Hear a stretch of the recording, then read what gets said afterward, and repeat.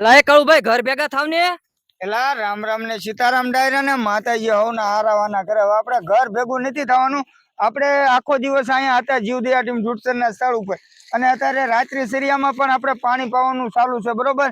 હવે જો અત્યારે મહેનત નહીં કરવી તો ક્યારે કરવી? પછી 5-10 વર્ષ પછી આપણે વૃદ્ધ થઈ જવી, બરોબર. એટલે મતલબમાં અમુક સમય જતા આપણે ગઢા થઈ જવી, અને આવી યુવાની હોય તો આપણે આ સેવાના કાર્યમાં ન વાપરવી તો ક્યારે વાપરવી? તો અમારી સાથે બધા સાથી મિત્રો છે, ખાલી વિડીયો નથી બનાવતા, ઉપરનો ભાગ પાઈ દીધો દિવસે અને લાઈવમાં જોઈ લેજો. અને રાત્રિના સમયે આપણે નીચેનો ભાગ છે એ પાવાનો છે. હવે ટૂંક ટાઈમ માટે અમારે મહેનત કરવાની છે, પછી તો ભગવાનના ઘરનો વરસાદ આવશે અને આ ઝાડવા લીલાછમ થઈ જાય. તો ભાઈ તમે અમને કેમ સપોર્ટ નથી કરતા? અમારું જય બજરંગી ફેસબુક પેજ છે, એમાં તમે જાઓ, બધા વિડીયો જોવો. કારણ કે અમારી સાથે અત્યારે આ યુવાનો છે, નાના નાના બાળકો છે, એ લોકોને જાણવા મળે, શીખવા મળે કે ભાઈ આપણે પર્યાવરણ પ્રત્યે કેટલો બધો પ્રેમ કરવો પડે. કારણ કે આ વૃક્ષ છે ને એ ભાઈ ભગવાનનું છે, એમાં ભગવાન છે તમને કોઈને દેખાતો નહીં હોય. જ્યારે કોરોના આવ્યો ને ત્યારે ખરેખર ઓક્સિજનની જરૂર હતી, પણ ઓક્સિજન ન મળે કારણ કે આવા ઝાડવા છે નહીં આપણે. તો બધાય સાથે મળીને થોડો થોડો સપોર્ટ કરો.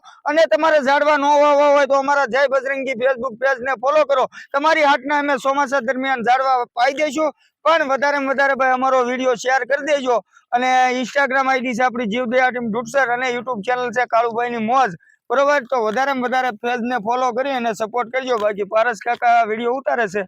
તો રામ રામ ને સીતારામ ડાયરા.